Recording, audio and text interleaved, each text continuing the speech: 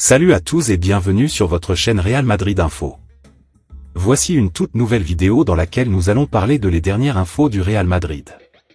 Voici les grands points nous allons développer. Premièrement, la vraie raison de l'échec du transfert de Léni Yoro au Real Madrid. Ensuite, Ancelotti craque pour un joueur du PSG. Et, Rodrigo, la grande frustration. Et d'autres infos du Real Madrid. Je vous explique tous dans quelques secondes. Donc, restez juste qu'à la fin de la vidéo pour ne rien manquer. Mais avant tout, abonne-toi si c'est la toute première fois que tu nous suis sur cette chaîne, et activez la notification afin d'être à la une de toutes nos vidéos d'actualité comme celle-ci, donc n'hésite pas à lâcher un gros pouce bleu et quitter votre commentaire. Si c'est fait les amis, on y va. Un nombre incalculable de retours pour Ancelotti face à la Real Sociedad? Carlo Ancelotti, l'entraîneur du Real Madrid, pourrait bien compter sur le retour de plusieurs poids lourds. Ces dernières semaines, le Real Madrid n'a pas été épargné par les blessures. Ce qui peut expliquer le début de saison mitigé des Merengues, qui comptent 8 points après 4 journées, eux qui ont déjà 4 longueurs de retard sur le FC Barcelone. Après une victoire face au Betis Séville 2-0 avant la trêve internationale, la Maison Blanche se déplace ce coup-ci sur la pelouse de la Real Sociedad, ce qui constituera le premier gros test de ce début de saison. Et pour ce match, Carlo Ancelotti pourrait compter sur le retour de précieux cadres. En effet, si à s'annonce que Dani Ceballos, Eduardo Camavinga, Eder Militao et David Alaba sont d'ores et déjà forfaits, les présences de Jude Bellingham, Aurélien Tchouaméni, Ferland Mendy et Arda Güler ne sont pas à exclure. Des renforts de poids qui pourraient permettre à l'Italien d'aligner un 11 très compétitif pour ce déplacement à Saint-Sébastien. Ce dernier pourrait déjà bien s'avérer importantissime eu égard à la forme étincelante affichée par le Barça depuis le début de la saison. L'autre information. Modric fait une annonce forte sur sa retraite. À 39 ans aujourd'hui, et alors qu'il est sous contrat avec le Real Madrid jusqu'à la fin de la saison, Luka Modric a une nouvelle fois été interrogé sur son avenir. Il a été clair. Hier soir, Luka Modric a inscrit, d'un sublime coup franc en pleine lucarne, l'unique but de la partie entre la Croatie et la Pologne 1-0. Le meneur de jeu n'a pris que 2 pas d'élan avant d'expédier une frappe enroulée parfaite au-dessus du mur. Du grand art, encore et toujours avec lui. Et la même question qui revient, jusqu'à quand aura-t-on droit à ces coups de génie et autres ouvertures éclairées? Interrogé après la partie sur une possible retraite, lui qui fête ses 39 ans aujourd'hui et n'a re-signé que pour une saison avec le Real Madrid, il a répondu, « Avec moi, on ne sait jamais. Il faut prendre match par match. Je ne peux pas penser à l'avenir. Quand je ne ressentirai plus la flamme en moi, je prendrai ma retraite. Je suis le seul à pouvoir ressentir ce feu et à pouvoir prendre la décision. Pourvu que la flamme ne s'éteigne pas. » L'autre information. Real Madrid, 2 énormes coups gratuits réalisés par Pérez l'été prochain. Après quelques grosses signatures gratuites, le Real cible à nouveau des stars en fin de contrat. Le Real Madrid continue de planifier l'avenir en scrutant le marché des transferts, avec l'ambition de renforcer ses 2 couloirs défensifs d'ici 2025. Parmi les cibles prioritaires, Trent Alexander-Arnold et Alphonso Davies, dont les contrats avec Liverpool et le Bayern Munich expirent à l'été 2025, figurent en tête de liste. Le président Florentino Pérez a récemment adopté une stratégie axée sur l'acquisition de jeunes talents prometteurs et sur la signature de joueurs en fin de contrat, une méthode qui a porté ses fruits avec des recrues comme Alaba, Rudiger, et plus récemment Mbappé, tous arrivés à coût 0 €.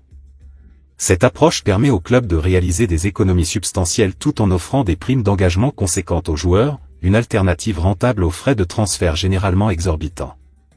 Pour le Real, l'arrivée d'Alexander-Arnold et Davies renforcerait considérablement les couloirs de la défense, actuellement occupés par Carvajal, Lucas Vázquez, Mendy, et Fran Garcia. Carvajal et Lucas Vázquez, respectivement âgés de 32 et 33 ans, pourraient voir leur avenir remis en question avec l'arrivée potentielle de l'Anglais. Toutefois, la polyvalence et l'attachement de Lucas Vázquez au club madrilène pourraient lui permettre de rester malgré la concurrence. Du côté gauche, Mendy est en pleine négociation pour une prolongation de contrat après avoir refusé une première offre. Si Davies confirme sa volonté de rejoindre le Real et que Mendy tarde à se décider, le club pourrait mettre fin aux discussions avec le Français pour faire de la place aux Canadiens, considéré comme une priorité. Si Mendy renouvelle toutefois, Fran Garcia pourrait être celui sacrifié pour libérer une place à Davies. Les prochains mois seront donc décisifs pour la configuration des couloirs défensifs madrilènes. L'autre information. Mercato, une bataille PSG-Real Madrid pour un énorme crack défensif? Pour renforcer son axe central, le PSG aurait coché le nom de William Saliba, le défenseur d'Arsenal. Mais le Real Madrid serait aussi très intéressé. Vers une nouvelle bataille PSG-Real Madrid? Après un mercato estival plutôt calme, le PSG pourrait se montrer plus actif dans un an. Soucieux d'être dans les règles du fair play financier, les dirigeants parisiens ont d'abord préféré alléger la masse salariale avec de nombreux départs. D'ailleurs, l'UEFA a récemment communiqué sur le sujet en indiquant que tout était OK pour le club de la capitale. Et pour relever le niveau de son arrière-garde, Paris serait fortement intéressé par William Saliba, actuellement sous contrat avec Arsenal. Brillant de l'autre côté de la Manche, le défenseur français ne laisserait pas insensible le PSG qui pourrait en faire une priorité lors du prochain mercato estival. Mais pour cela, selon Cogtofsid, Luis Campos et ses acolytes devront verser au moins 120 millions d'euros au Gunner, somme demandée en cas de départ. Un montant important que Paris pourrait disposer, même s'il ne sera pas facile de convaincre les Anglais de s'en séparer, déjà très attachés au joyau tricolore. De plus, Paris pourrait faire face à une très grosse concurrence. Déjà en bataille dans le dossier Kylian Mbappé, le Real Madrid pourrait une nouvelle fois croiser le PSG et tout faire pour calmer les plans parisiens. Les Espagnols seraient prêts à mettre la somme demandée par Arsenal et feront tout pour attirer l'ancien joueur de l'OM dans leur rang. Reste à connaître la volonté de William Saliba qui semble aujourd'hui pleinement s'épanouir dans l'ancien club de Thierry Henry. Mais l'opportunité de rejoindre le PSG ou surtout le Real Madrid pourrait être vue comme un nouveau tremplin pour le défenseur. L'autre information. La vraie raison de l'échec du transfert de Lenny Yoro au Real Madrid. L'hécatombe qui touche le Real Madrid, notamment en défense, fait regretter aux supporters le mercato d'été passif du Real Madrid dans ce secteur. Le virus FIFA a encore frappé avec la blessure de Militao en sélection brésilienne. Alaba, quant à lui, ne devrait pas être de retour avant décembre et Nacho s'est envolé pour l'Arabie Saoudite. Le jeune Joan Martinez, qui avait fait sensation lors de la tournée d'été américaine est lui aussi en convalescence après une grave blessure au genou. Il ne reste donc plus grand monde au poste de défenseur central à part le solide Rudiger et le nettement plus fragile Jesus Vallejo. L'Espagnol est en délicatesse physiquement depuis cet été et qui n'entre pas tellement dans les plans de Carlo Ancelotti. La logique voudrait donc que Tchouaméni recule en défense centrale comme il a pu le faire relativement bien par le passé, encore faut-il qu'il soit disponible pour ce match. Cette situation complexe rappelle surtout que le Real Madrid n'a pas recruté de joueurs à ce poste durant l'été malgré un grand intérêt montré pour l'ancien défenseur central du Lille, Lenny Yoro. Le Français était la deuxième priorité du club après Mbappé.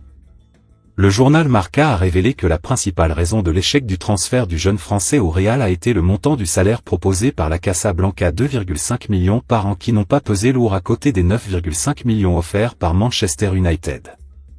L'écart entre les deux offres salariales a fini par convaincre le défenseur de signer chez les Reds Devils pour la somme de 70 millions d'euros.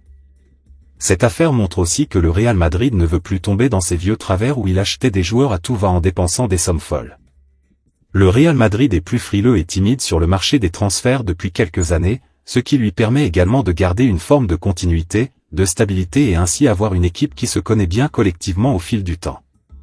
Par ailleurs, la rumeur Aymeric Laporte a été démentie récemment par le joueur lui-même. Il n'y a rien eu, aucune approche, a-t-il reconnu au sujet de potentielles négociations avec le Real Madrid. Le mercato d'hiver sera peut-être l'occasion pour le Real de renforcer son secteur défensif central. L'autre information. Ancelotti craque pour un joueur du PSG. L'entraîneur du Real Madrid en pince pour un milieu de terrain du Paris Saint-Germain. Problème, les dirigeants du club de la capitale n'affichent pas le même enthousiasme. Très discret cet été, le Real Madrid se sera surtout distingué en s'attachant les services de Kylian Mbappé, débarqué du Paris Saint-Germain sans la moindre indemnité de transfert. Un effectif francilien que Carlo Ancelotti semble scruter avec attention en prévision des prochains marchés. Ainsi, selon les révélations venues de l'autre côté des Pyrénées, le manager italien a les yeux rivés sur un milieu de terrain du champion de France 2024, en manque de temps de jeu depuis le lancement de la saison 2024 à 2025. Cantonné à un statut de remplaçant avec seulement 2 entrées contre Montpellier 6-0 et Lille 3-1, toujours pas titularisé par Luis Enrique depuis le début de cet exercice, Fabian Ruiz est apprécié du technicien transalpin. D'après les informations du site Defensa Central, au plus près de l'actualité des Merengues, Carlo Ancelotti a jeté son dévolu sur celui qui aura évolué sous ses ordres lors de son passage sur le banc de touche des Partenopais. Plutôt que Rodri Manchester City et Lamine Yamal FC Barcelone, autre taulier de la Roja très convoité, l'entraîneur de 65 ans veut que le footballeur de 28 ans le rejoigne au Real Madrid. Problème, si Carlo Ancelotti le considère comme le profil idéal, la direction de la Casa Blanca n'affiche visiblement pas le même enthousiasme. Le président Florentino Pérez viserait un joueur d'un plus grand standing et se poserait des questions quant au manque de régularité de Fabián Ruiz, intermittent en club mais brillant en sélection à l'image de son doublé contre la Suisse en Ligue des Nations. Les dirigeants madrilènes lorgneraient un profil plus jeune avec un talent supérieur. Affaire à suivre. Acheté par le Paris Saint-Germain durant le mercato estival 2022 contre un chèque de 22,50 millions d'euros, Fabián Ruiz sous contrat jusqu'en juin 2027, a pris part à 74 matchs toutes compétitions confondues dont 50 rencontres de Ligue 1, pour 6 buts. L'autre information. Rodrigo, la grande frustration. L'ailier du Real Madrid, auteur d'une saison plein lors de l'exercice précédent, est le grand absent de la liste des joueurs nommés pour le Ballon d'Or. Mercredi dernier, la liste des 30 joueurs nommés pour le Ballon d'Or a été dévoilée. Cristiano Ronaldo, Lionel Messi et Robert Lewandowski n'en font pas partie. Autre absence remarquée, celle de Rodrigo. L'international brésilien ne comprend pas le traitement qui lui a été réservé. J'étais déçu, je pense que je le méritais. Je ne veux pas dénigrer les joueurs qui sont là, mais je pense que j'avais une place dans les 30. C'était une surprise. Mais je ne peux pas faire grand-chose, ce n'est pas moi qui décide de ces choses-là, a-t-il avoué. J'ai reçu le soutien de l'équipe nationale et du Real Madrid, a fait savoir l'ailier du Real Madrid sur ESPN. Marcelo est aussi étonné que son compatriote. Rodrigo qui n'est pas nominé pour le Ballon d'Or? Je n'ai pas compris. Pour moi, Rodrigo est au moins dans le top 15 ou le top 10 mondial, a réagi le latéral gauche au micro de TNT Sport. Un lauréat inédit sera dévoilé le lundi 28 octobre au Théâtre du Châtelet, en plein Paris.